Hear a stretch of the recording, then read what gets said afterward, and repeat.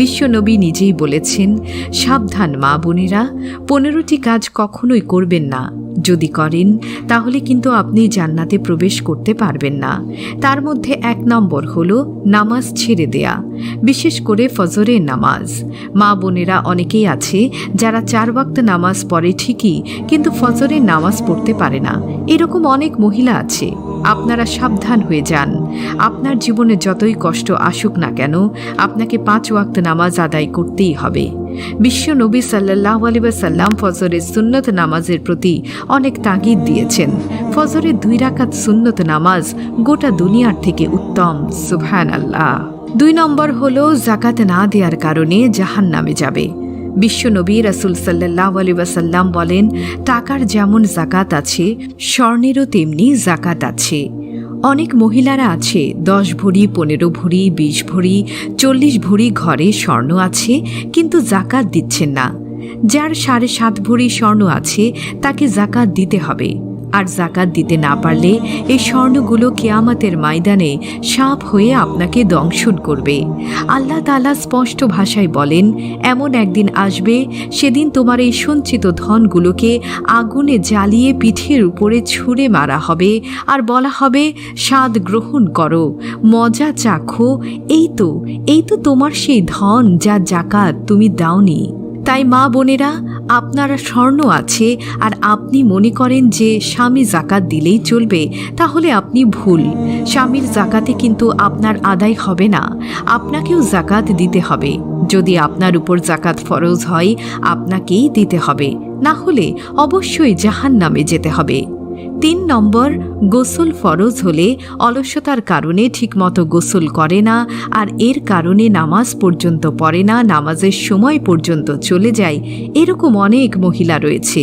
রাত্রিবেলা স্বামীর সাথে মিলন করেছে, কিন্তু ফজরের সময় সে জাগল না, দেরি করে ঘুম থেকে উঠে, এতে তার ফজরের নামাজ কাজা হয়ে যায়। আর এই অবস্থায় যদি মৃত্যু হয়, তাহলে জাহান্নাম ছাড়া আর কোনো উপায় নেই। এই জন্য গোসল ফরজ হলে সাথে সাথে গোসল করে নেবেন। 4 নম্বর, অনেক মেয়ে আছে যারা নেল পলিশ ব্যবহার করেন। সাবধান, নেল পলিশ লাগাবেন না। যে সমস্ত মা বোনেরা আঙুলের মধ্যে নেল পলিশ ব্যবহার করেন, এদের উযু হয় না, এদের গোসল হয় না, এদের নামাজ হয় না। এই সমস্ত মেয়েদের মরতে দেরি, কিন্তু জাহান্নামে যেতে দেরি নেই।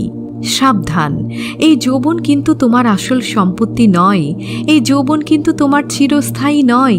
একদিন কিন্তু তোমাকে মৃত্যুবরণ করতেই হবে। একটু চিন্তা করো হে বোন, তোমার রূপ কমবে না, যৌবনও কমবে না, সুন্দরও কমবে না যদি তুমি নীল পলিশ না ব্যবহার করো। তাই সাবধান, আল্লাহ তোমাকে সুন্দর করে বানিয়েছে। আল্লাহর উপর সন্তুষ্ট থাকো, আল্লাহর হুকুমগুলো পালন করো, তাহলে মরতে দেরি, জান্নাতে ঢুকতে দেরি নেই। 5 নম্বর, বেপরদায় চলা। অনেক মেয়ে আছে যারা বেপরদায় চলে, মুখ খুলে চুল খুলে চলে। হে বোন, আপনার চুলগুলো যতগুলো মানুষ দেখবে, যতগুলো গুনাহ হবে, সবগুলো গুনাহ আপনার আমল নামার মধ্যে জমা হবে। শুধু আপনি গুনাহ করছেন না, আপনাকে দেখে যেগুলো পুরুষ জাহান্নামী হবে, যতটা গুনাহ করেছেন প্রত্যেকটা গুনার অংশ আপনিও পাবেন। যদি কোনো মানুষ নেক আমল করে, তার আমল দেখে যদি অন্য কেউ আমল করে, সে নিজে যেমন সওয়াব পাবে, ওই অন্য লোকটা আমল করলে ওইখান থেকেও একটা অংশ সে পাবে। আবার যখন কোনো মানুষ গুনাহ করে, এই গুনাহ অন্য মানুষ যদি তার কারণে করে, তাহলে তার গুনার একটা অংশ আপনার উপরে আসে। তাই বেপরদা হয়ে চলবেন না। আল্লাহর জাহান্নামকে ভয় করুন। আপনার এই চুলগুলো কিন্তু আপনাকে সাপ হয়ে কামড়াবে, অথচ দুনিয়ার সাপকে এত ভয় পান। একটা জাহান্নামের কবরে কমপক্ষে 70 থেকে 99টি সাপ হবে, এত ভয়ঙ্কর। বিশ্বনবী বলেন, ওই সাপের 1 ফোঁটা লালা যদি দুনিয়ায় পড়ত, তাহলে পৃথিবীটা বিষে তামা হয়ে যেত, কোনো কিছু জন্ম নিত না। ওই সাপের কামড় কি আপনারা সহ্য করতে পারবেন? তখন তো আপনাকে কেউ বাঁচাবে না।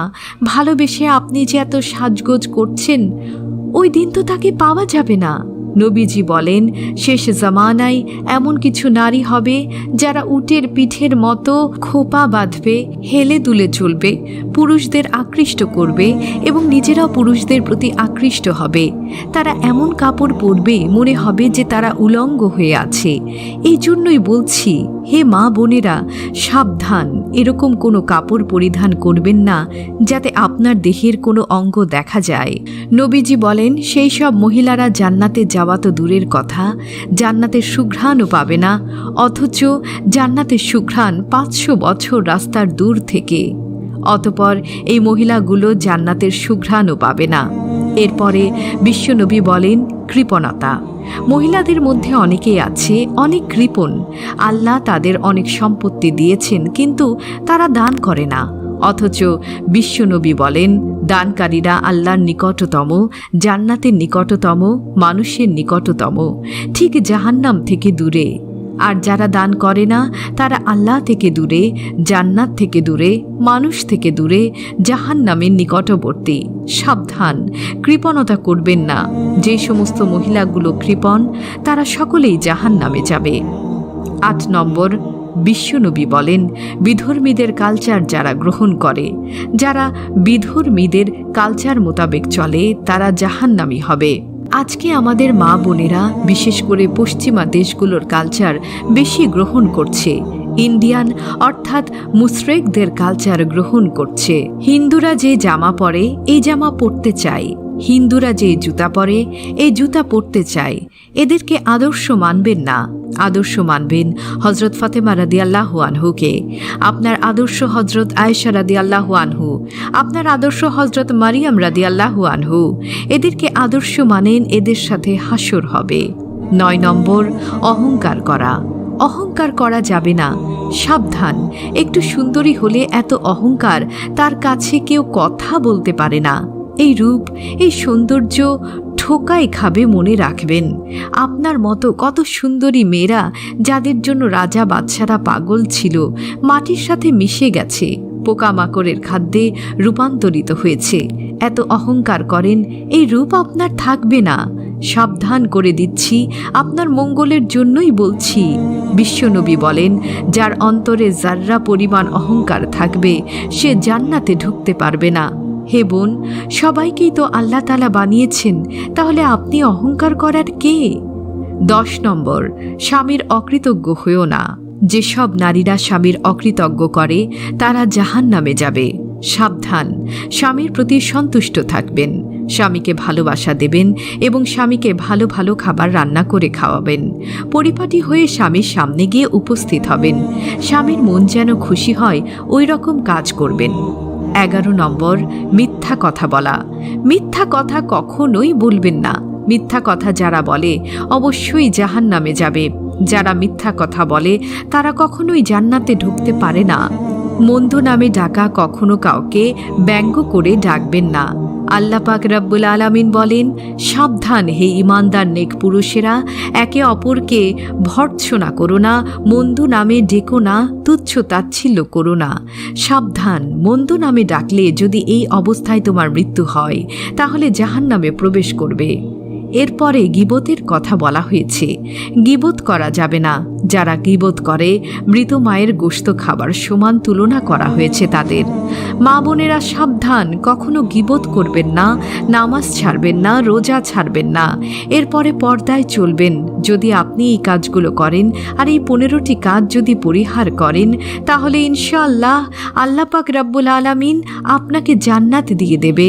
দেহের মধ্যে উল্কি আঁকবেন না, কখনো ভ্রু প্লাক করবেন না, কপালে টিপ দেবেন না, এগুলো থেকে বেঁচে থাকবেন। তাহলেই আশা করা যায় আল্লাহ তাআলা আপনাকে জান্নাত দিয়ে দেবে।